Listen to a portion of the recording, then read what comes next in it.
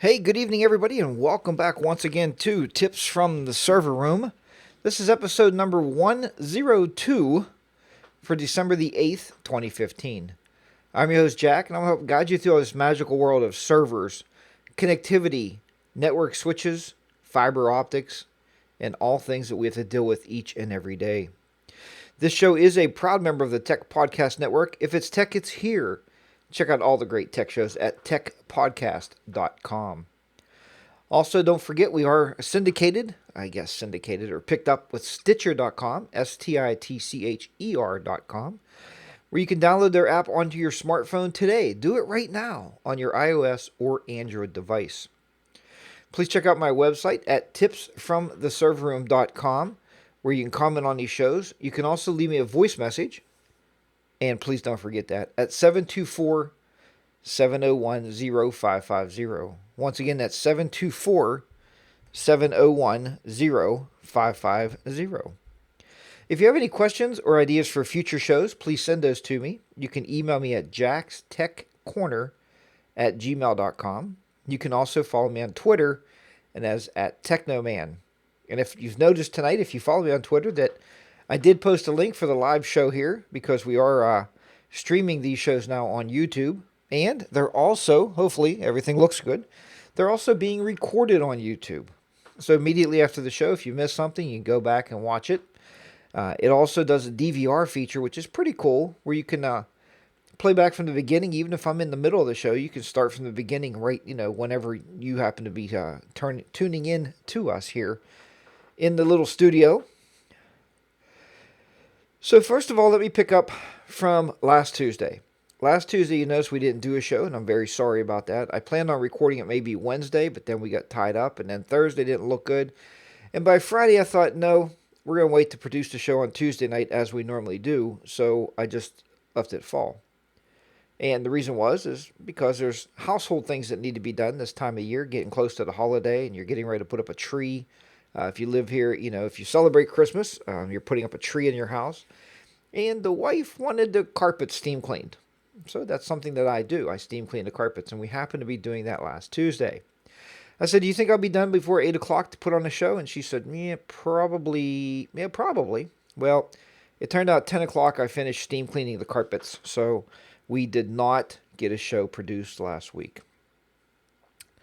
So this week we're going to start off, I'm going to ask for your help. So if you're listening to this podcast, listen closely. If you're watching the live stream, again, listen closely, because I need your help on this.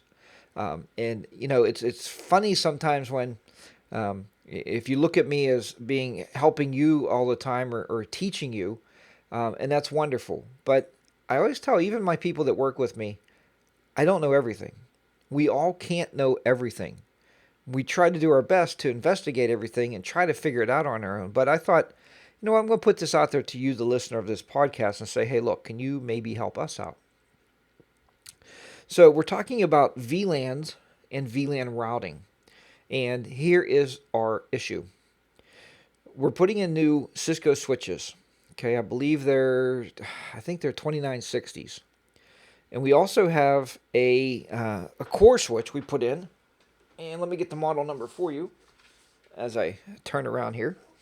The model number of the core switch is a 4500X. It's a C4500X is our core switch, our layer 3 switching, which has 16 fiber optic connections to it, 10 gigabit fiber optic connections. So here's our problem, is today we started to set up our VLANs. Now everything is running fine on VLAN 1, as I'm sure you would know it would, because everything's defaulted to VLAN 1 and all the traffic is routing and everything is talking to the IP addresses as they should. Well, today we try to set up a management VLAN. We called it VLAN 99, not that that really matters. But, and I assigned it to a switch. So we have a 2960 underneath of this 4500 switch. And on the 2960, I plugged my computer into port 25, and I assigned port 25 to VLAN 99. And now I turned on IP routing on the core switch on the 4500. I turned IP routing on. So my thought process and everything I've learned so far in reading, watching YouTube videos, as we all do, from a lot of great people out there that teach this stuff, that was everything I needed to do to route my IPs.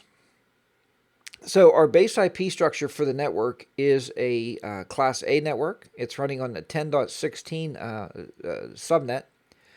And we created another subnet. I think it was 10.20, let's say. So on the core switch on VLAN 99, we gave it an IP of 10.20.1.1. So on my computer, I gave it 10.20.1.2 with a default route of 10.16.20.1 being the core switch. And I can't talk to anything. Nothing is working. Nothing is communicating with anything else. So my question is to you is, how do I get the core switch to see the not to see the VLANs, I guess, to see the VLANs. I programmed those all. But if I want to have 10 different VLANs with 10 different subnets, how do I allow all those different IP addresses to communicate across the network to different subnets? Because obviously we're going to have a server subnet or a VLAN. We're going to have a VLAN for wireless, a VLAN for educational staff, VLAN for administration staff, and of course the management VLAN. So those are just the top VLANs that we're looking for, and they're going to be on different subnets. But that is my question to you, and I'm sure a lot of you listening to this and watching this on YouTube say, man, Jack, we do this all the time. You know, it's a piece of cake. It's really easy. Sometimes I overthink things, and I get myself into in very deep, and maybe I don't need to be as deep as where I'm at. Like I said, I turned on IP routing, but I don't see it in the configuration file. They say you should see it. It should say IP routing in there, and I don't see. I don't know why.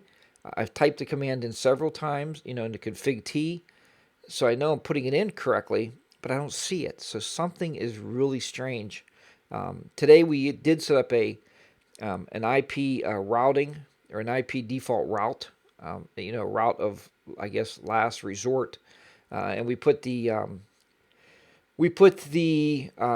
default gateway, so it's 0.0.0.0 space 0.0.0.0 space, and then we put the gateway into our firewall, thinking that the traffic would at least route to the internet.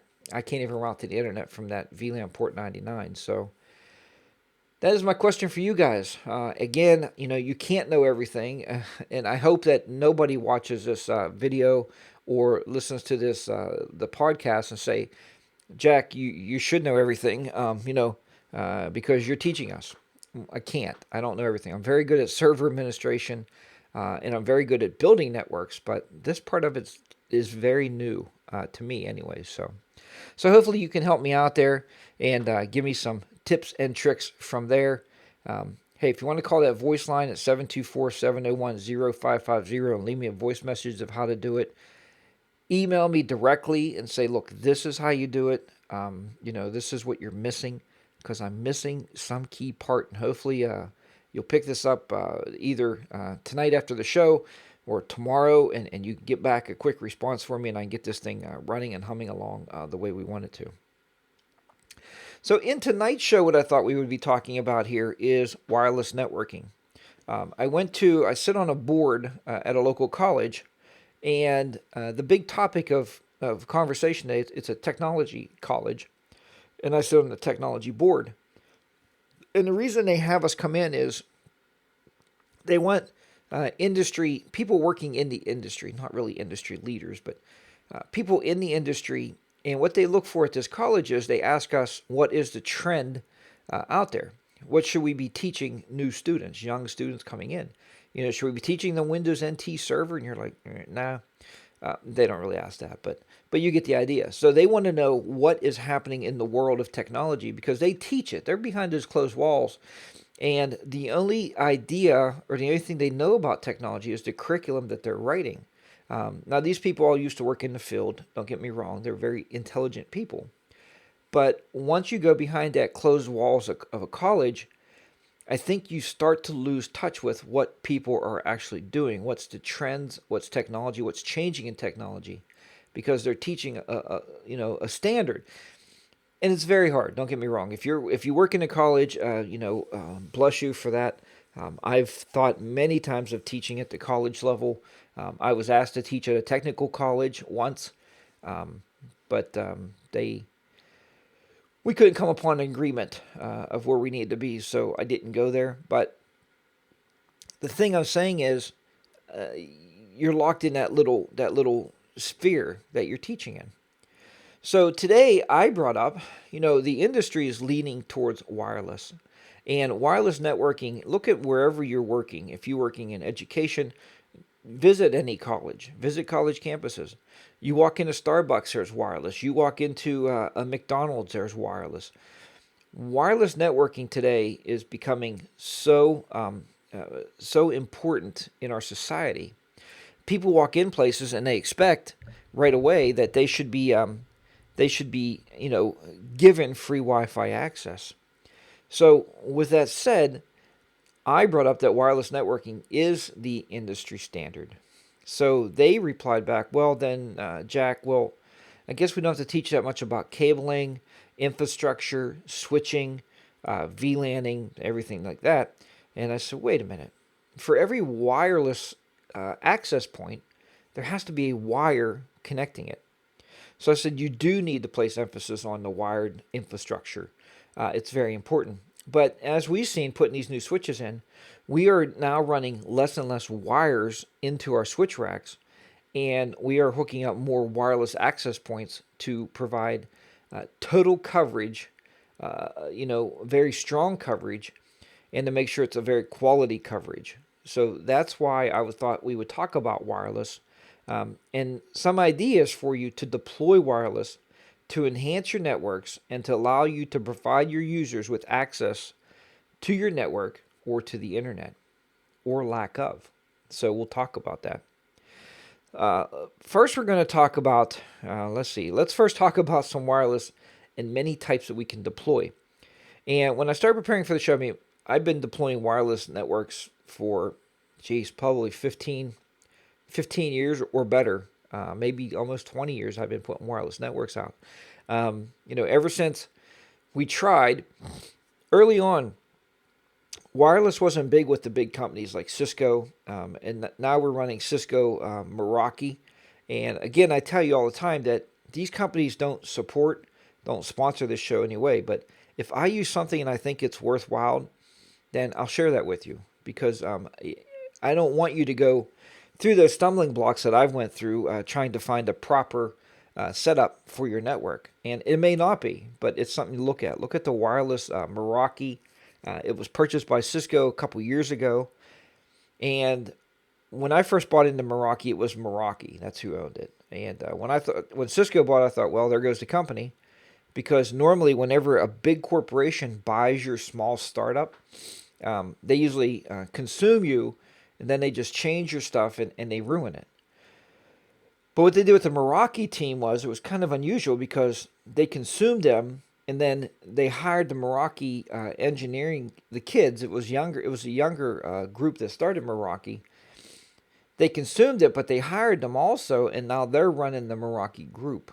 So they are still very much in touch with it, and they are very intelligent people the way these things work. They are really amazing devices. So first we're going to talk about the different kind of wireless you can deploy. If this comes up correctly, I will talk about it. And it looks like it's going to work out okay for us. Okay. Of course, we have to have an ad every now and then pop up on the screen. Just blows up a little bit here. Okay. So first let's start talking about a little bit about obviously what a wireless network is. And you probably know this, so just bear with me. A wireless network is any type of computer network that uses wireless data connections for connecting network nodes. Wireless networking is a method by which homes, telecommunication networks, and enterprises, business installations avoid the costly process of introducing cables into the building, or as a connection between various equipment locations. Wireless telecommunication networks are generally implemented and administrated using wireless radio communications. This implementation takes place at the physical layer of the OSI model network structure. Now, already, if you're using wireless networking that was created for enterprise level wireless networking, I feel, and I know for a fact, the initial cost of that layout, you could probably get a lot of wires strung into your network. So that thing of introducing it to avoid the cost of introducing cables into a building, that's probably 50-50, I would say, maybe 40-70, because what happens is, the devices we buy, like the Meraki I was just telling you about, those could be $400 to $900 per unit. So if you're deploying even 20 of those, do the math. I mean, you can do a lot of wire for that amount of money. I think where they're missing the key concept is mobility. And I brought this up today in our board meeting. Was the mobility is, it would be kind of funny to see in a college people walking around with cables attached to their laptops and they're walking around. I said there's going to be a lot of tripping going on. But today, with our iPads, with our wireless phones on the wireless network, our cell phones, with our laptops connected to them, you can move about pretty freely and still be connected to your network. That's the beauty of it. Saving money, that's, again, 50-50, 70-40 if you are saving money. So let's talk about some different types of wireless links. There's microwave. Now, microwave communication uses Earth-based transmitters and receivers resembling satellite dishes. Microwaves are in a low gigahertz range, which limits all communications to line of sight. That is a drawback of microwaves. There's also communication satellites. It's another form of wireless. Now, these are the bigger wireless set. We use microwave to have high-speed internet beamed into our educational facility. And the reason we do that is there's no local companies running fiber to us because we're too far out in the wilderness. And they just won't do that. So that's exactly what happens, is they radio wave it in through basically a microwave. Now, cellular, like we all know about, right? Because we all have cell phones in our pockets that we walk around with every day. I don't even call it a cell phone no more. I call it a pocket computer, because I can do everything. I mean, I was even configuring network switches with a Telnet program I found for my iOS device. So everything you can pretty much do with that, especially if you throw a little keyboard on it and carry the keyboard around with you, which is kind of odd, but you can pretty much have a computer in your pocket. So cellular is very important. Radio and spread spectrum technologies. Wireless local area networks use a high-frequency radio technology similar to digital cellular and a low-frequency radio technology. Wireless LANs, which we are really concerned about, use spread spectrum technology to enable communications between multiple devices in a limited area. Now, there's also free space optical communications, uses visible and invisible light for communications. In most cases, line of sight propagation is used, which limits the physical positioning of communication devices. Now, let's get more into the wireless setting. That's what we're talking about. That's what you're concerned about. Is I know you're saying, all right, Jack, I'm not worried about a satellite communication. I'm putting wireless in my infrastructure. Tell me a little bit about that. So let's go ahead and talk about that. The first one is a wireless PAN, which is a wireless personal area network, or WPAN. It's interconnected device within a relatively small area that is generally within a person's reach. For example, and you know the example I'm going to tell you already, Bluetooth. So Bluetooth is one of these. It has an invisible infrared light, but provides a WPAN for interconnecting such things as a headset to a laptop. A ZB also supports WSPAN applications. Wi-Fi PANs are becoming commonplace, it says in 2010, as equipment designers start and integrate Wi-Fi into a variety of consumer electronic devices. Intel My Wi-Fi and Windows 7 Virtual Wi-Fi capabilities has made Wi-Fi PANs simpler and easier to set up and configure.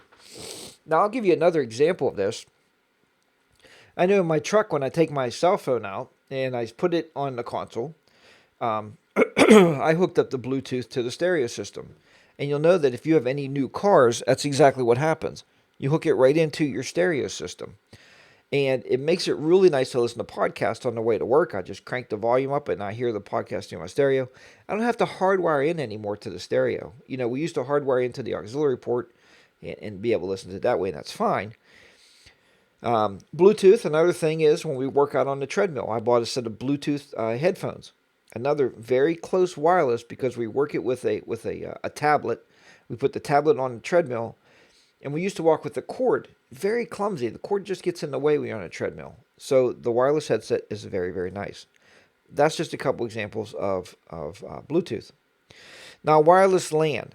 A wireless local area network, WLAN, links two or more devices over a short distance using a wireless distribution method, usually providing a connection through an access point for internet access or network accessibility. The use of spread spectrum or OFDM technologies may allow users to move around within a local coverage area and still remain connected to the network. Products using the IEEE 802.11 WLAN standards are marketed under the Wi-Fi brand name. Fixed wireless technologies implement point-to-point links between computers or networks at two distant locations, often using dedicated microwave, as we talked about earlier, or modulated laser light beams over line-of-sight paths.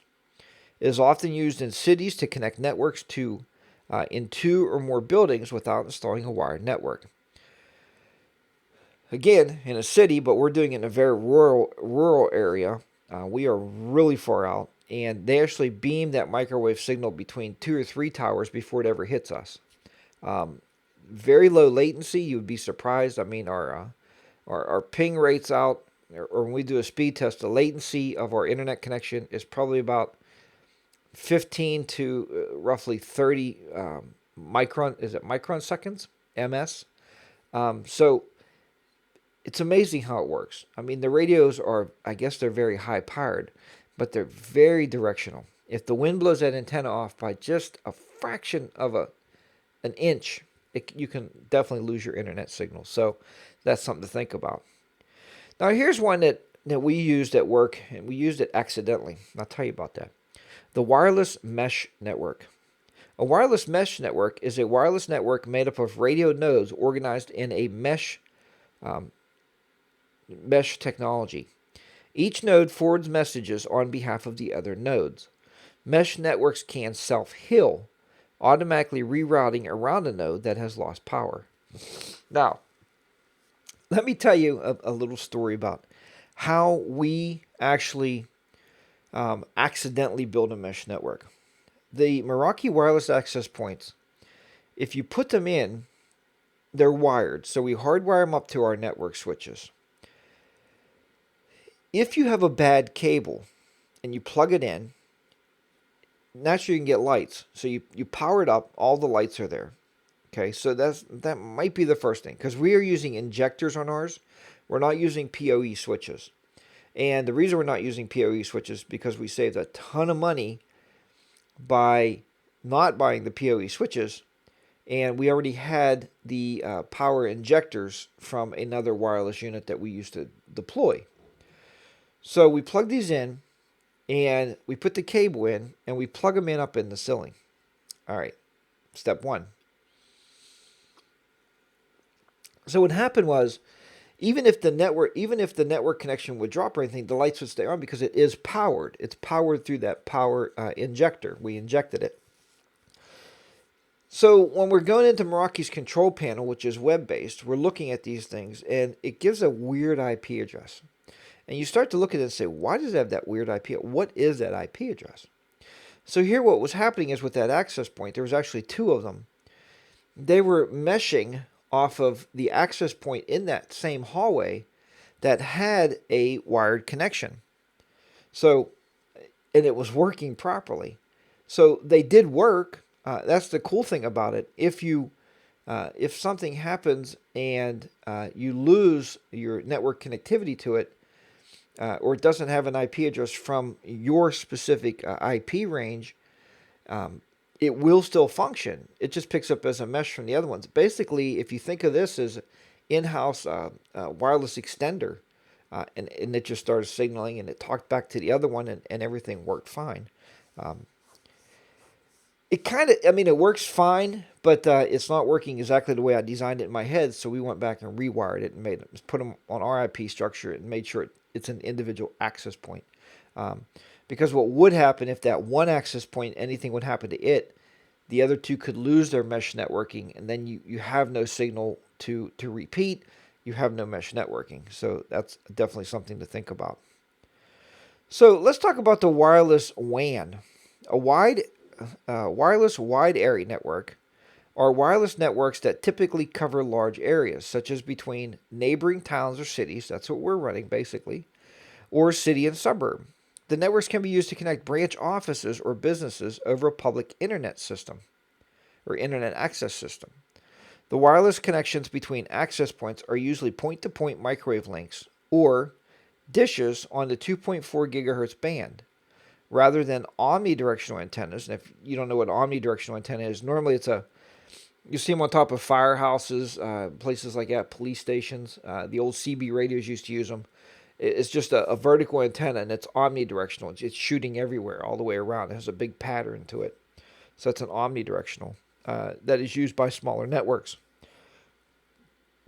The typical system contains base station gateways, access points, and wireless bridging relays.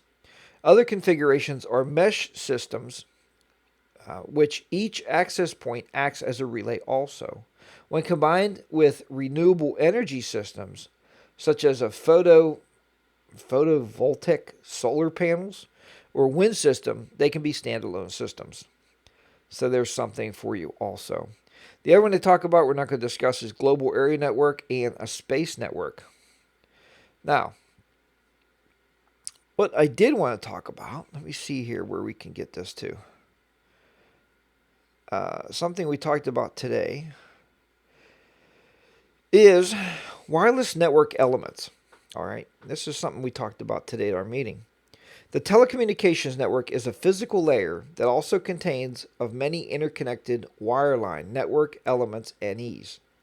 These NEs, or network elements, can be standalone systems or products that are either supplied by a single manufacturer or are assembled by a service provider, user, or system integrator with parts with several different manufacturers. Wireless NEs are products and devices used by the wireless carriers to provide support for the backhaul network as well as the mobile switching centers. So the wireless network elements, they're talking more of the cell systems and the cellular systems out there and how they actually interconnect everything. So we are looking for, I'm good now, looking for here. All right, so I think I gave you the overview of what I wanted to touch upon tonight with that stuff. Let me go back to my notes here. So what we're going to talk about now just a little bit is, and I told them today, is I've done a lot of consulting work with doctors' offices. You folks know I've talked to you before about medical and doctors' offices I've dealt with. Doctors' offices I've dealt with have always been very patient-oriented, and you would suspect they would be.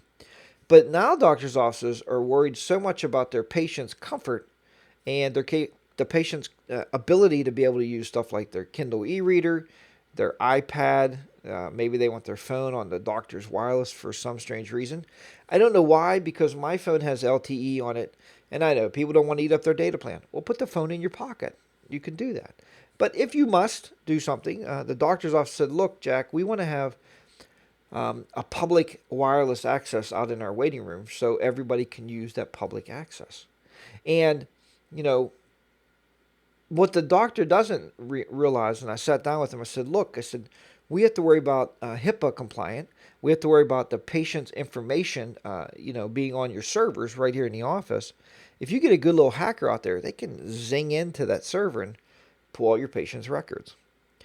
So, how do you get public access opposed to allowing users to access your network? Well, this is really accomplished, and I've heard Mike Smith talk about this. If you listen to the Mike Tech Show, as I do, I'm sure maybe you pick up that show also. He does a lot of consulting work, and he talks about having two totally different routers. So two totally different routers on a. You could even have two different internet connections for those routers if need be. But you can do it if you get yourself a firewall, something like a Cisco 5505. I like those. It's a nice little firewall. And if you're doing this in business, they can afford it because it's for security. But what it has, I believe it has 4 ports on the back. So the 4 ports on the back, what I like to do is I take port 0 and wire port 0 to be your outgoing. Okay, so that's where your internet connection plugs into. Port 1 on the back of there, I set that up for our internal network. And then port 2, so it goes 0, 1, 2, 3. That's 4 ports. That's way. Why Cisco ever decided to name that first port 0 is way beyond me, but that's an engineering spec, and I guess they're paid to figure that out. So on port 3, what I like to do with port 3 is, this is for a doctor's office, is I set it up with a total separate IP address scheme from the regular network. And then what I do is I set its security lower than port 1. Does that make sense? So, or no, port 0 would be 100. Yeah, port 0 would be 100. Port 1 would be 0 to allow all that traffic to travel. You want to travel. But that DMZ port, you can take that and set the security to say, port 0 is 0. Port 1 is 100. 100. And then port 2 is 50. Anyway, what we're doing is set your security so that port 2 cannot cross over to go to port 0 or port 1, but it can cross through and go to port 0 and send internet traffic. And I know that was just very confusing. I'd have to actually write it out. When I'm programming firewalls, I do 2 things. I write it out with a pencil, and then I type it up. And the reason I do that is because I want to look at the security and make sure it makes sense to me before I program those ports. So to try to tell it to you now, and I didn't type it in my notes because it's a little bit off the cuff here, but it gets a little confusing. But anyway, put it into that DMZ or demilitarized zone. Okay, so you want to put it in there and make sure that they can't cross to the internal network is what you're doing. And if you have them on a total subnet and you don't have any VLAN routing anyway, they should never get there anyway. So, or again, as Mike Smith said, you could do it with 2 separate routers. You could do it with 2 separate access points. You can put an access point out there, plug it into the internet or just for the internet modem, and you can put the wireless access point in your most doctor's offices aren't very big. Put the other wireless access point in the patient's rooms or in the doctor's office and wire that into their network switch so they can get into all their network stuff, but everybody else goes straight to the internet. So you can definitely do it that way also. Again, though, I do like the Cisco 5550s. I took a security ASA class. It was a 3-day class I took here a couple years ago. And that's what we programmed. We programmed the Cisco 5550s. We did everything with those except make them talk a foreign language. So it was pretty cool to do that. So somebody asked today, how does people know, or how do you make people understand? Because you may be in a situation like I get into, is I have to talk to a board. I talk to a group of people, normal individuals that have normal lives, that work, normal jobs. Maybe they're not technologists. They may use a computer, but they're not really in the technology field. You may be in that same case. Say you work for a law firm. You have a lot of lawyers, very well educated people, but they don't really understand what you do. Okay, so what you're going to get there is they're going to say, look, Bob. You say they're going to say, look, Bob, we want some wireless in this office because we want to use these iPads to write up legal briefs on our iPads for some reason. And you'd be like, well, all right, well, let me start getting some pricing figured out. And they said, well, now look, Bob, I just bought a little Cisco router from down at the old local Walmart, and I took it home and it works just fine. Can't you buy 4 or 5 of them and throw them in our office and make it really good? And you look at them and you scratch your head and you go, well, let me think about that. I guess I could. Yeah, but we could have 4 or 5 SSIDs. The devices aren't going to switch seamlessly between those. So when the attorney goes from one office to another, he may have to connect to a different access point. Worse than that, you may have to program 6 SIDs and 6 different passcodes or passphrases into all those devices. So when they do move around, it may switch. And you have to. So you say, wait, Esquire Joe, it's not going to work that way. It's part of our job is to educate people that we work for. And this is hard because you're educating somebody that you work for, somebody that signs your paycheck to do the right thing. And sometimes when we look at doing the right thing, they look at it as doing the most expensive thing. Like they say, well, look, Bob, tech guy, you just want to spend a ton of money. And you're like, no, Esquire Joe, that's not it at all. We have to worry about accessibility. Remember, we talked about this a few weeks ago. Accessibility and reliability. Those are 2 main concerns of ours. And now you're talking about security. So, accessibility and reliability. That's why you need an enterprise solution of wireless. You can't but their whole life is based on, consumer electronics. That's why the iPads are showing up in your offices. That's a consumer piece of gear. It's not a professional piece of gear. Regardless, everybody uses them in the professional world. We even use them in education. We even give them to the kids to use to learn how to do things on them because it's a key part of society, whatever kind of tablet you have. So we looked at that and we started to dig around a little bit. And you have to make them understand that you got to spend the money. So you ask them what an SSID is, and they'll say, I don't know. So you say, when you get on your wireless at home, what does it say? And he'll say, well, it says Esquire Joe, of course, Esquire Joe's wireless. Okay, and he hits that and he connects to that SSID. So you say, well, look, so all you have to do is explain.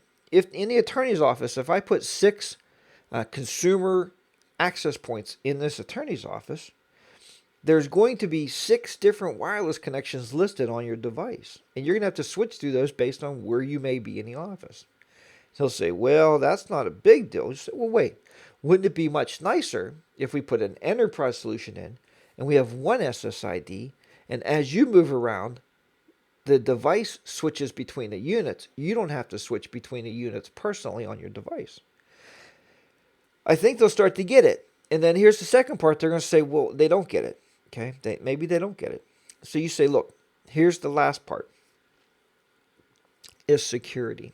We want to make sure that we have a way to look who's on the wireless at any given time. We want a control interface, either a controller in your office, or I like cloud-based controllers the best because I can look at my systems anywhere I'm at in the world as long as I have an internet connection. I can get in, I can see my wireless, I can turn them off, turn them on, switch them around, jump them, make them fall off the ceiling. I can even, honestly, I can make the lights blink off. I can even turn the lights off so somebody thinks they're off. And our wireless is set on within a 24-hour clock to turn off at certain times. You can't do that control and command over a consumer product. It's just not there, and that's why they're $30. So I think once you stress that to them, maybe then they'll understand that you need an enterprise solution, and you're not there to just spend their money. If I was there to just spend their money, I would just write myself bonus checks, right? So wouldn't you? Wouldn't you just write yourself a $3,000 or $4,000 bonus check if they think you're there to spend money? We're not. We're there to save money, to give you reliability, right? Um, and make sure the reliability is there, and make sure you have also when you look at anything, make sure you have scalability. See if you can flash your devices to the latest, greatest. I understand, there's always new wireless coming out. There was A, there was B, there's N. They're bringing all these new protocols out. Faster, faster, better, better, better.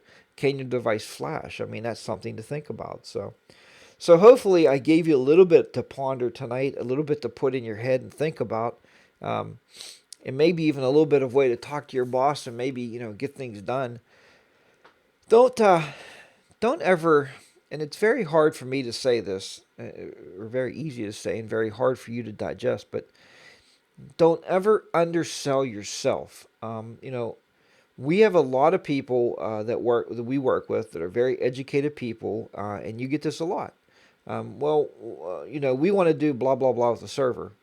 Oh, why you got to do that all the time? Because, I said, what do you do? Well, I use Microsoft Word and PowerPoint, and I can make a spreadsheet, and it's not the same. Working on the computer is not the same as command and controlling the computer. What we do, we control the networks, control the computers, make things happen to make sure this computer has the reliability that our user needs. So that's the stuff you're going to run into out there. And it's just the fact of life. I've been doing this now. I looked the other day, and I've been doing technology for 25 years. And I told my wife I'm retiring in 9 years from it. And she said, "You'll still do it." I said, "I still do what?" She said, you'll still be involved in some kind of technology, even if you're consulting, if you're out working with businesses." She said, "You might start your own little company and go out and start, consulting with customers and putting their builds in for them." And I don't know. I don't know. 25 by then, it's going to be almost 35 years worth of technology. But and I see these young kids coming along, and face it, guys, girls out there, however old you are watching this, they need our experiences. They need the failures that we've made to make sure they don't make those same mistakes with their technology and what they're building that's coming up. So, and let's face it, everybody that creates an iOS app, they create an app for a cell phone. They think they're some kind of a genius technologist, but that's not it. I mean, when you can build the computer, load the computer, build the network, connect the computers to everything else, run the server systems, then you're becoming a technologist, not because you created a iOS app. I mean, not that I'm making that sound like it's any less of a feat, but there's so many things online now where you can click, click, click. There's my OS app. I mean, so it is what it is. You can't click, click, click and create a VLAN. Trust me. Remember, help me out there. I'm asking you, please, please help me out. All right, everybody. I'm going to wrap it up there tonight. Please remember from the bottom of your heart to, your clicking finger as you click across your mouse, and you're buying your Christmas presents anyway for everybody out there, use my Amazon link. If you go to tipsfromtheserverroom.com, shut off your ad blocker, and if you can't find it there, go to jackstechcorner.com, and you will find my Amazon link. Click on that whenever you purchase anything from Amazon. Anything. If it's a wristwatch, click it. If it's a $12,000 TV, click it. Use my link. A little proceeds come back to the show. It helps me to keep this show running and to buy gear that I need. I'm always looking for new gear. Ask my wife how much stuff I buy, and then I tear it down and put it in the cupboard and buy more. So I'm always looking to advance the studio, and I'm looking for a new lighting system now to make sure the lights are good in here. So that's something we're looking for now. But use that Amazon link.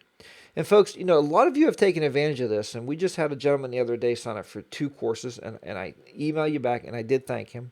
Thank you very much for signing up for those courses. We have one gentleman that signed up for the VMware ESXi course the other day, and thank you very much. I really appreciate it. We have thousands of students in these courses, and I think that's what makes me effective when I go to the college, even when I go to the colleges and I sit with them, is for a 2-year course, a 2-year technology course right now, they're charging $45,000. $45,000. And I broke it down. I said, well, how much would it be like for a Windows Server course in that $45,000? And they said the Windows Server course portion is probably $2,500. And I said, 2,500, 2,500. So, folks, you can learn from me Windows Server 2008 R2, Windows Server 2012 R2, or VMware ESXi from install to administration. Folks, these courses are bar none. Nah, there's probably courses out there like them, but this is a really, really good deal for what you're getting. So you can sign up for these courses if you go to tipsfromtheserverroom.com, click the little link at the top for courses, go down, scroll down, and you will see the courses there. Click on one and sign up for that course. And I'm going to tell you today, straight up, it is $2,500. No, it's not. It's $250. Okay, 250, not 2500, what the college level is charging. And this course, you're gonna get probably more out of it than what you can get the college level, because the college level is going to tell you flip through a book and look at it. I'm showing you on a video, perfect, high def video, everything you need to know. So check those out. I think you'll be really, really impressed. The courses are self-paced. You watch a video, you take a short quiz. Don't worry about the quizzes. I've never seen anybody, over 1,000 people in these courses, I've never seen anybody fail yet. So don't worry about it. You're not going to fail it. Trust me. If you haven't been to school for 40 years, you're going to pass this course. It's not that difficult. Once you're completed with the course, I will personally email you a certificate, and you will get that certificate through there. They're good for framing. You print these things out. It's a digital format, so it's good for sending with your resume. Put it in. I always do mine as a digital packet and send that off. Put it on your LinkedIn. It's another great place to have it. Show like, look, I'm continuing my education. I'm making myself better all the time. So check those courses out. Once again, you can sign up for those at tipsfromtheserverroom.com. All right, everybody. Well, I want to thank you very much for watching on YouTube, or for subscribing and downloading to the podcast and listening to those in your car. Thank you so much each and every week. Just to see the number of people out there watching and listening to this show is really, really nice, and I really appreciate it, and it drives me to keep doing it. Again, hopefully you can help me with today's question about the VLANs. I would love to see those emails. So if you're a network engineer out there, or a network guy that's been doing it for a long time, programming Cisco gear, please send me that email. I would really, really appreciate it. Folks, thanks. Have a great work week, and I'll talk to you next week here at Tips from the Server Room. Bye-bye for now.